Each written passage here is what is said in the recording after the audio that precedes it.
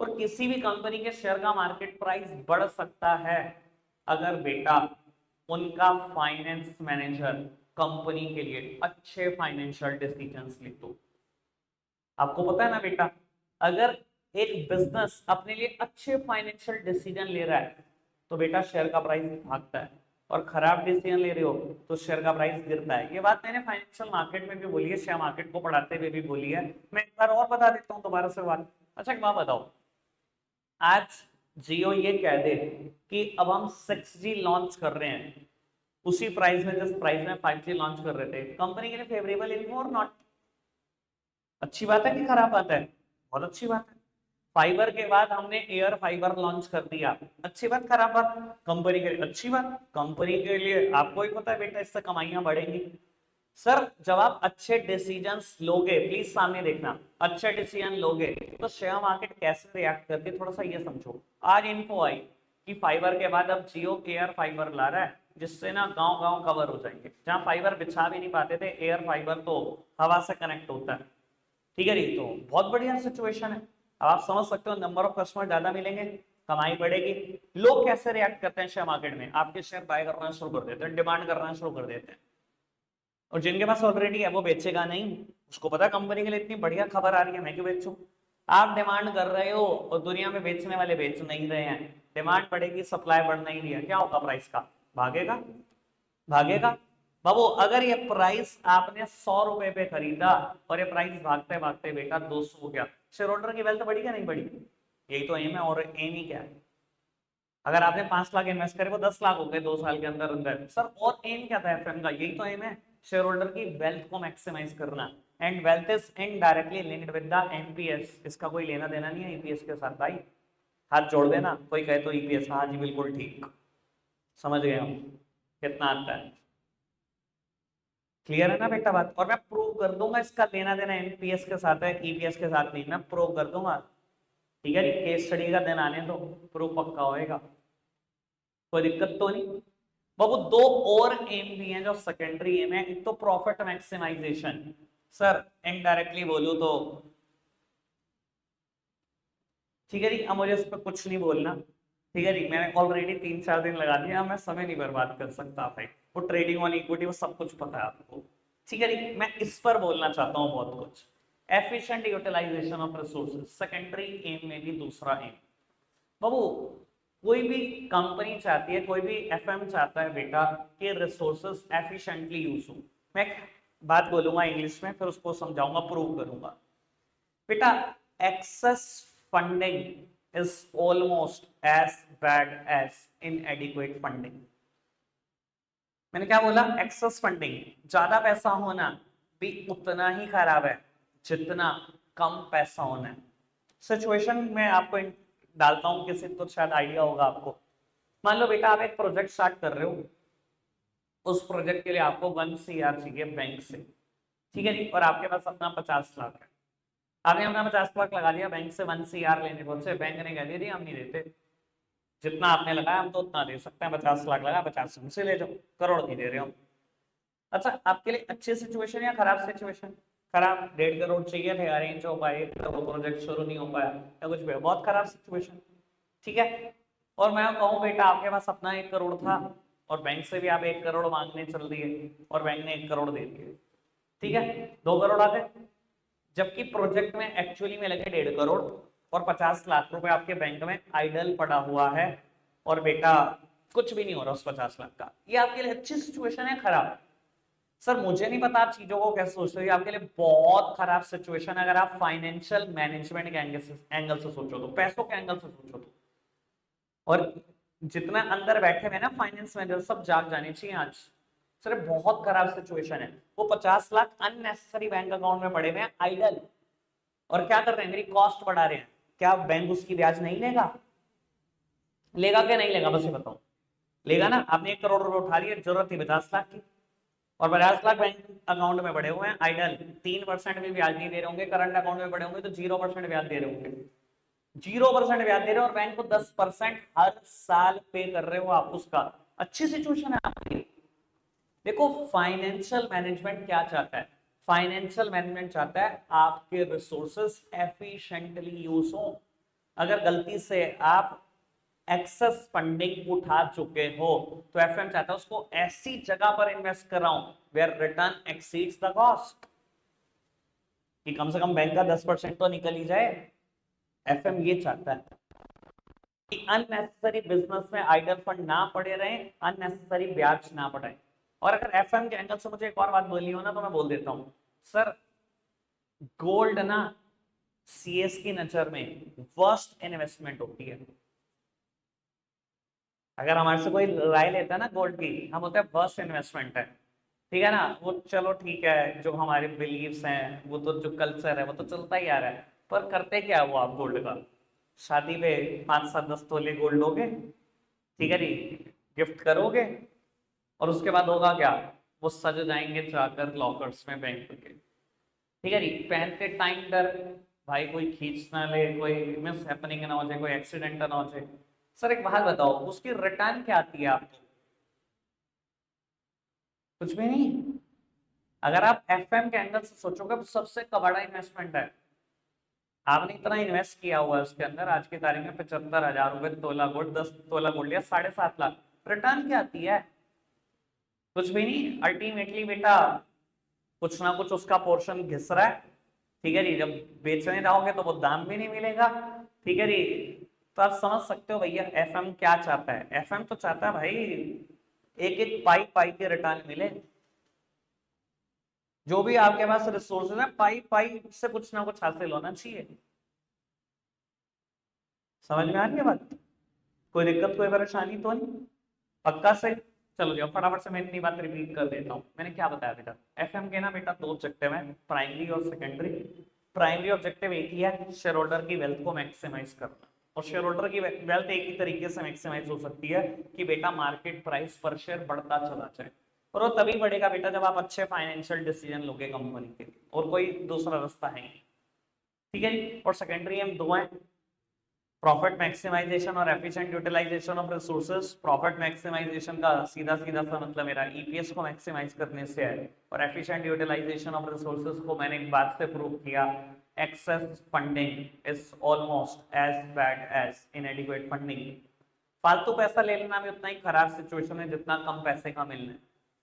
दोनों एक जैसे सिचुएशन, दोनों इक्वली खराब है, पर लोगों को दिखता नहीं है। मैंने बता दिया आपको एफएम क्या चाहता है, ठीक है ना। एक ऐसा पैसा जो अकाउंट में बढ़ा रहा है जिसकी कॉस्ट आप देते रहो और कोई रिटर्न नहीं दे रहा, वो अच्छी कोई सिचुएशन नहीं है आपके लिए, बहुत अच्छी सिचुएशन नहीं है, ठीक है ना। आप धन्ना सेठ जरूर दिख सकते हो, पर खराब सिचुएशन है बहुत एफएम के हिसाब से। कोई दिक्कत कोई परेशानी तो नहीं?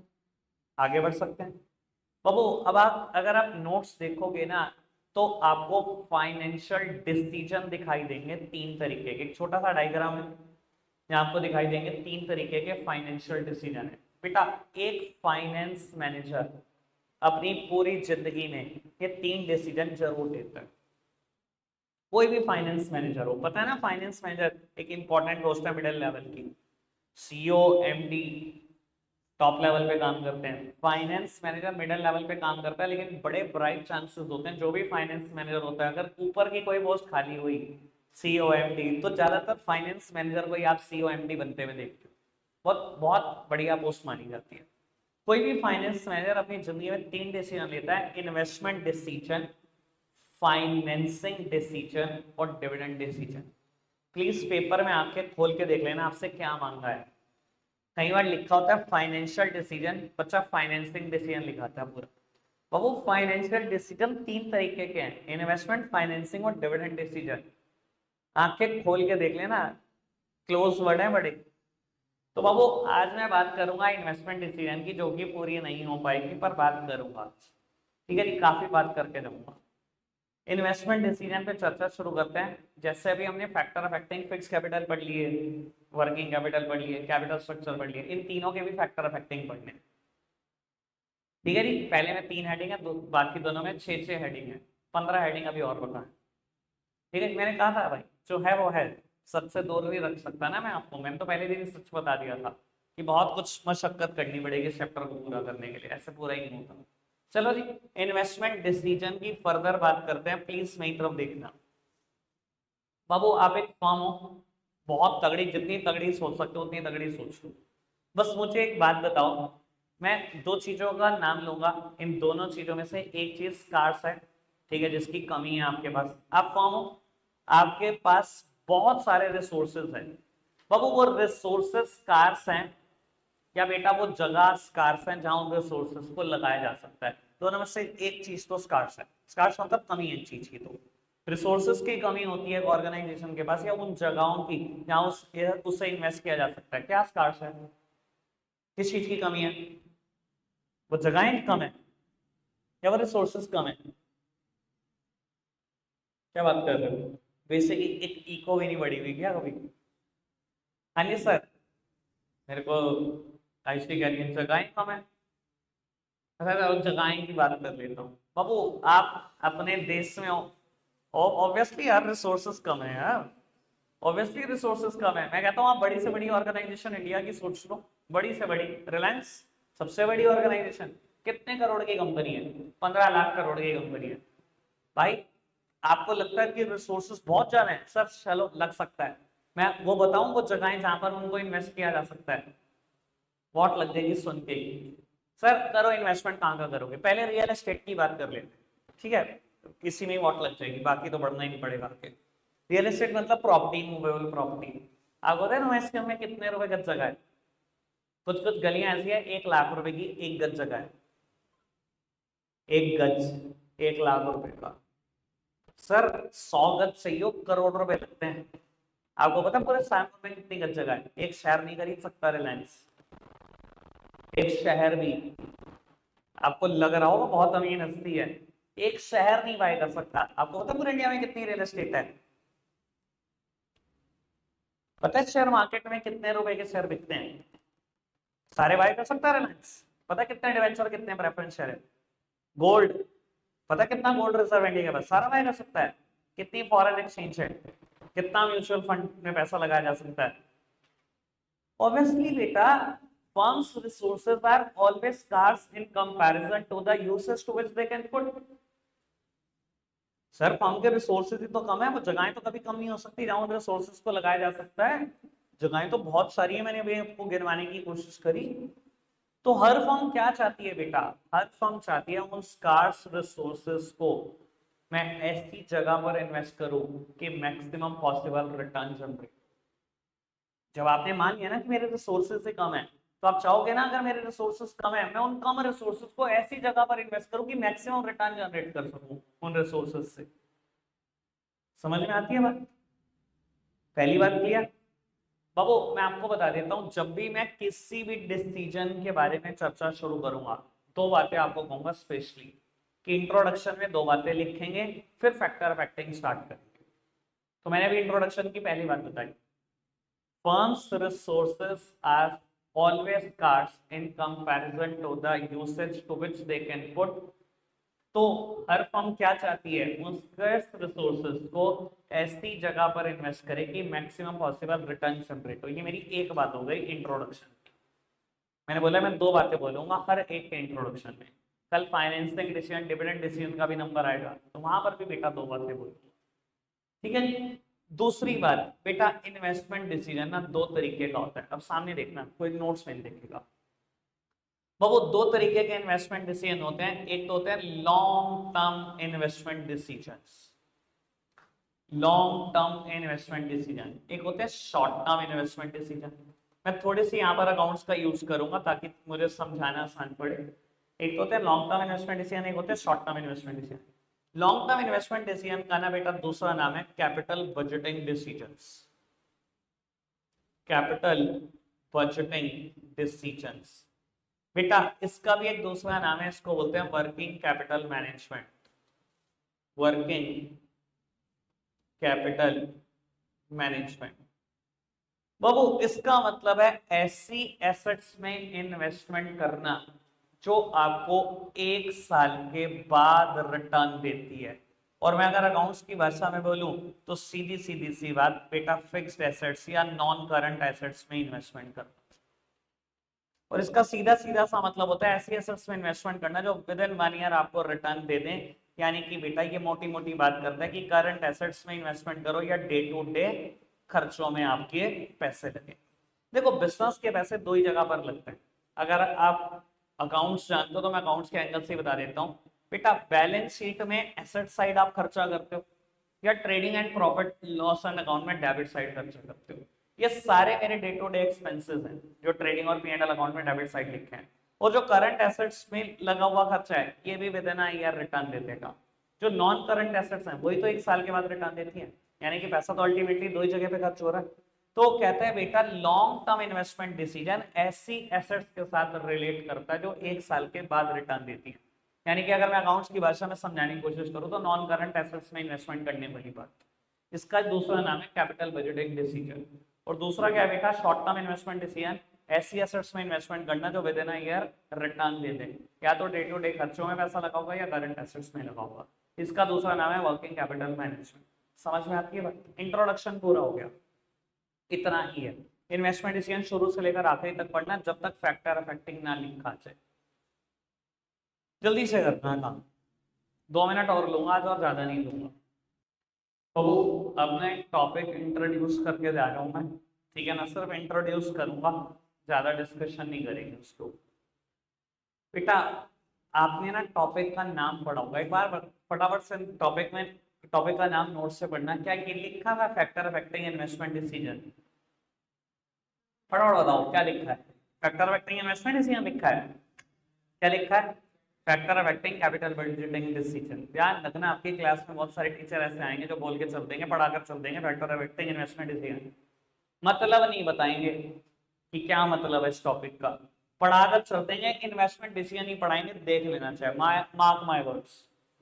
ठीक है जी, आने दो, जल्द पहुंचेंगे इस चैप्टर पे, खुद देख लेना। अब मैं पहले मतलब बता देता हूँ बेटा।